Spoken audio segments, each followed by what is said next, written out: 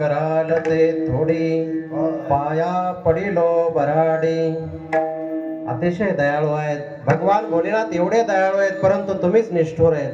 टाळ्या वाजवा म्हटलं तरी टाळी वाजवत नाहीत, भजन म्हणा म्हटलं तरी भजन करत नाहीयेत. भगवान भोलेनाथ अखंड भजन करत होते, श्रीरामाचं भजन करत होते. चला बरं आपण सर्वजण भजन करूया मोठ्या प्रेमानं, आळस न करता टाळी वाजवून. लक्षात ठेवा, टाळी जर व्यवस्थित नाही वाजवली आणि उद्या सकाळी चहा पित असताना तुमचा हात जर असा असा होऊ लागला ना, होऊ शकतो तुमच्याकडे तो आजार आहे की नाही, मान सुद्धा अशी अशी हलते बघा, हलते ना.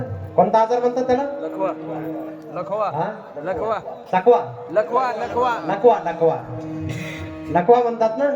मान हल्लेली माहिती आहे तुम्हाला?